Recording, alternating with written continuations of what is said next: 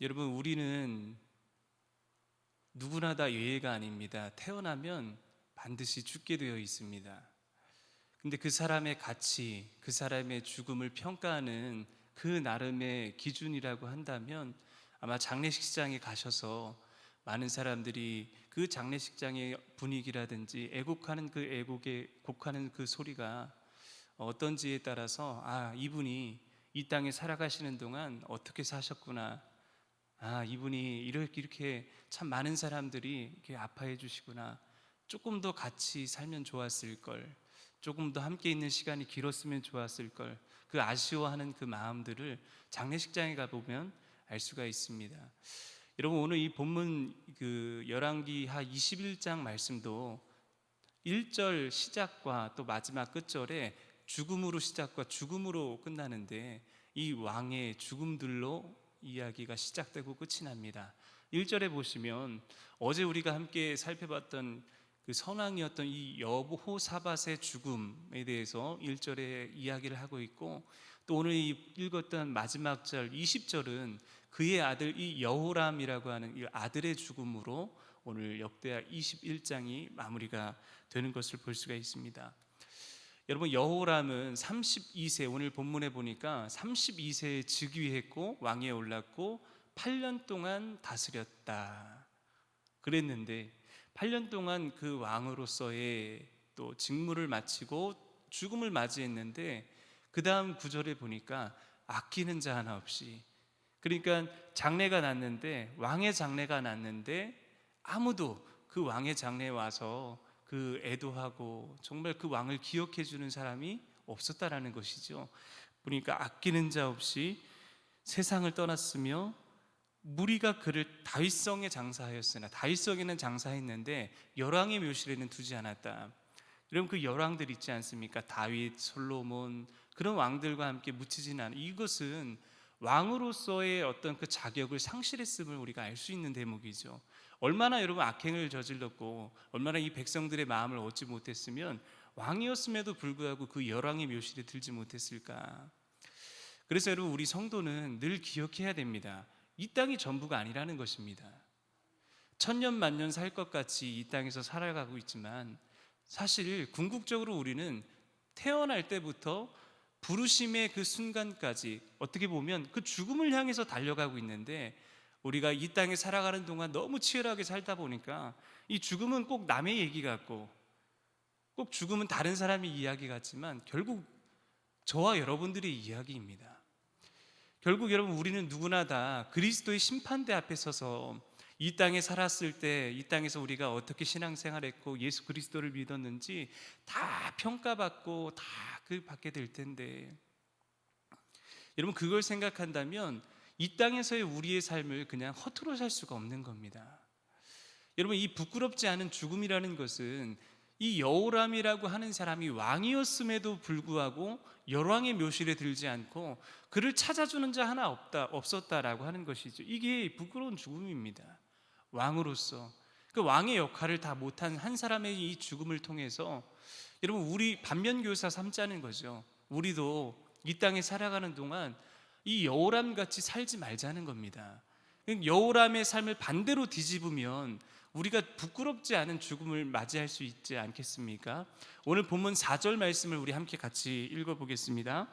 여호람이 그의 아버지의 왕국을 다스리게 되어 세력을 얻은 후에 그의 모든 아우들과 이스라엘 방백들 중 몇 사람을 칼로 죽였더라. 자, 아버지 여호사밧이 술을 다하고 죽었습니다. 그러니까 아버지가 죽었을 때 그의 아들 이제 여호람이라고 하는 사람이 장자이기 때문에 왕위에 올랐다 그랬죠. 여러분, 이 대목을 우리가 주목해 볼 필요가 있는데, 그의 아들 아우 6이 있었습니다. 아들들, 여호사밧의 아들들이 총 7이 있었는데, 이 여호람이라고 하는 사람이 특별히 잘나서 왕위에 올랐다? 여러분, 그건 아니었던 것 같습니다. 이 앞뒤 전후 이 문맥상 보니까 장자였기 때문에, 단 그 동생들보다 뭔가 뛰어난 정치력과 뛰어난 어떤 그런 걸로 인정을 받은 게 아니라 그냥 장자였기 때문에, 그래서 나머지 동생들을 견고한 유다의 성읍들을 주고 은금 보물들을 줘서 좀 위로하고 아버지가 아들 여호람에게 그 장자니까 왕위를 물려주었던 것 같습니다. 그런데 문제는 권력이 자기 손 앞에 쥐어지니까 이 여호람이 어떻게 하냐면 동생들을 그냥 싹 다 죽이는 겁니다. 왜 죽였겠습니까? 이유는 하나겠죠. 이 동생들이 언제 내 목을 칠 줄 모른다라는 그 생각 때문에 다 동생들을 죽여버린 겁니다. 여러분, 생명을 귀히 여기지 않았던 겁니다.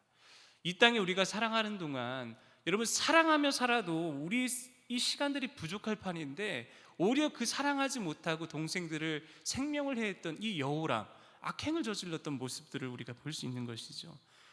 여러분, 이방원 아시지요? 배다른 형제들을 다 죽이고 자기가 나중에 왕위에 올랐던 이방원. 여러분, 그런 걸 보면 이 권력이라는 게 참으로 무서운 것 같습니다. 쥐어지니까 아주 생명을 하찮게 여기고 우습게 여기는 겁니다.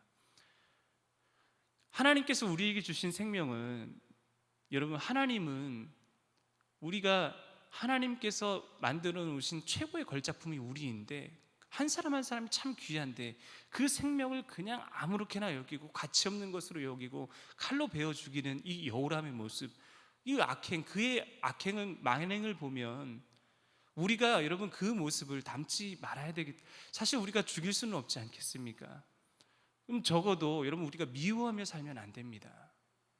누군가를 미워하는 것이 여러분 사실 보이지 않는 살인이거든요. 누군가를 마음에 품고 여러분 그런 마음들이 있다면 하나님 앞에 다시금 돌아봐야 됩니다. 사랑하며 살아도 살 시간이 참 부족한데 그걸 여러분 생각해 보자는 거죠.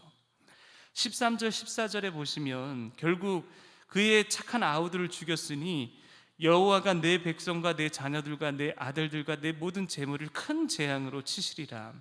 결국 이 여호람은 자기 아들들이 죽는 이 상황도 봐야만 했습니다. 마지막을, 인생도 참 살기 힘들었고 마지막에도 부끄러운 죽음을 맞이했던 그 왕이 이 여호람 왕이었다는 사실이죠.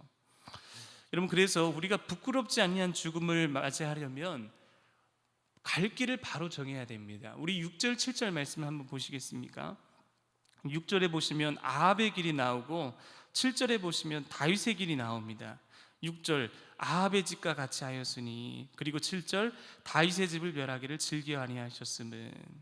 자, 여호람은 여러분 남한국 유다의 왕입니다. 남한국 유다의 왕으로서 이 여호람이 어떤 길을 갔냐면 북이스라엘 이 아합의 길로 갔다. 여러분, 아합은 북이스라엘의 왕 19명 중에 정말 가장 악했던 왕 중에 하나였거든요. 여로보암과 아합은 정말 악한 왕이었습니다. 그런데 그 아합의 길로 갔다는 것은 악의 길로 갔다는 거죠. 다른 말로 여러분, 이 악의 길은 무엇이겠습니까? 하나님이 계시지 않는 길입니다. 바알과 아세라와 그 다른 어떤 우상들이 가득한 길, 하나님이 계시지 않는 길을 이 여호람이 택했다라는 것이죠. 근데 여호람이 여러분 이 아합의 길을 택했던 이유가 있습니다. 그 이유는 뭐냐 하면 누구와 결혼했냐? 그 아합의 딸 아달랴와 결혼했기 때문에 그 아달랴 한 사람이 들어오는 순간부터 그 남유다는 오염이 되기 시작해 버리는데 형제들을 죽이는, 그리고 결국에 나중에 자기의 자식들도 죽음을 봐야 됐고 나중에 아달랴가 손주들까지 다 죽이고 왕이 되는 것을 우리가 보게 되는 겁니다. 여러분, 적어도 우리가 어제 봤던 여호사밧의 이야기만 들었을 때 여호사밧은 정말 훌륭한 왕이었고 하나님만 주만 바라볼지라의 믿음을 가졌던 정말 위대한 왕이었는데 그가 했던 가장 큰 실수 중에 하나가 뭐냐 하면 그 아합 가문과 동맹을 맺었던 거. 그게 결국 아달랴가 그의 가문의 며느리로 들어왔고 그 아달랴가 들어온 그 다음부터는 집안이 완전히 송두리째 멸망의 분위기로 지금 걸어가고 있는 것을 보게 되는 것입니다. 여러분, 우리는 아합의 길을 가면 안 됩니다. 이 아합의 길은 하나님이 아닌 다른 것이 가득한 길. 그래서 늘 말씀이 인도하는 길로 우리가 나아가야 됩니다. 여러분, 다윗의 길은 어떤 길입니까? 늘 하나님을 예배하는 길, 하나님과의 관계를 맺고 여호와가 나의 목자이시니 내가 부족함이 없습니다. 고백할 수 있는 그 길로 나아가셔야 됩니다.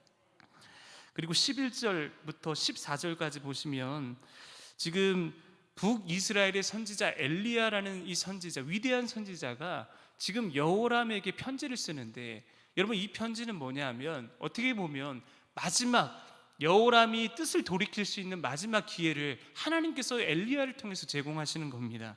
그런데 결국 이 편지를 엘리야가 여호람에게 썼는데 뭐냐면 너 욕심 부리지 말고 다 내려놔라 이거죠. 움켜쥐지 마라. 그러면 하나님의 재앙이 너희 가문과 너에게 임할 것이다. 결국 그런데 나중에 그것을 버리지 못하고 회개하지 못한 이 여호람은 창자가 이 배 밖으로 튀어나와가지고 결국 죽음을 맞이하게 되지 않았습니까? 여호람이 이렇게 악한 길로 갔을 때 하나님께서 그럼에도 불구하고 엘리야를 선지자로 보내셔서 그를 깨닫게 하시고 돌아오려게 하게 하셨는데, 엘리야가 그 하나님의 마음을 전혀 이해하지 못했죠. 결국 아합의 길, 생명을 귀히 여기지 않는 길, 회개하지 않는 길로 가니까 그의 마지막 최후가 정말 비참한 최후를 맞이하게 되었습니다. 여러분 결국 우리도, 저와 여러분들도 다 마지막에 죽음의 길로 가게 될 텐데, 오늘 이 여호람 한 사람의 생애를 보면서 우리가 다시 한 번 더 돌아보게 됩니다. 우리는 그러지 말아야지. 우리는 미워하며 살지 말아야지. 우리는 적어도 하나님 말씀이 있는 길로 가야지. 여러분 다른 길에는 생명이 없고 소망이 없습니다. 결국 말씀이 일하시는 길, 다윗의 길, 예배하는 길, 기도하는 길, 말씀이 있는 길, 결국 우리가 예배, 말씀, 기도를 포기할 수 없는 겁니다. 이 땅에 살아가면서 저와 여러분들이 끝까지 포기하지 말아야 될 길, 부끄럽지 않은 죽음을 맞이하려면 늘 우리가 예배, 말씀, 기도, 하나님과의 관계를 늘 소중히 여기고 귀히 여겨야 된다라고 하는 사실입니다. 말씀을 마치겠습니다. 언젠가 우리가 죽게 될 때 적어도 저와 여러분들의 가족들과 교우들이 슬퍼해주고 아파해주고 안타까워해줄 수 있는 이 복된 성도의 죽음, 그 죽음을 맞이하려면 결국 하나님과 우리와의 관계 속에서 예배, 말씀, 기도, 이거 붙잡고 살아가는 길밖에 없음을 저와 여러분들이 다시 한번 깨달으시면서 오늘 이 한날도 예배, 말씀, 기도로 승리하는 저와 여러분들 되시기를 간절히 축복합니다. 기도하겠습니다. 하나님 아버지, 오늘 여호람 왕을 보면서 그가 아끼는 자 없이 세상을 떠났고 그가 죽었을 때 열왕의 묘실에 장사 지내지 않을 만큼 백성들의 분노가 컸음을 보게 됩니다. 언젠가 우리도 이 땅에 수를 다하고 죽을 터인데 그때 어떠한 죽음을 죽어야 할지 그것을 생각해 보는 하루가 되게 하여 주옵소서. 그때 어떠한 죽음을 맞이할지는 오늘 우리의 삶을 어떻게 사느냐에 달려있는 줄 믿습니다. 여호람이 살았던 그 길을 가지 않게 하시고 생명을 귀히 여기며 미워하지 않고 사랑하며 사는 저희들 되게 하여 주시고 다윗의 길을 택하여 갈 수 있는 저희들이 될 수 있도록 인도하여 주시옵소서. 예수님의 이름으로 기도하옵나이다. 아멘.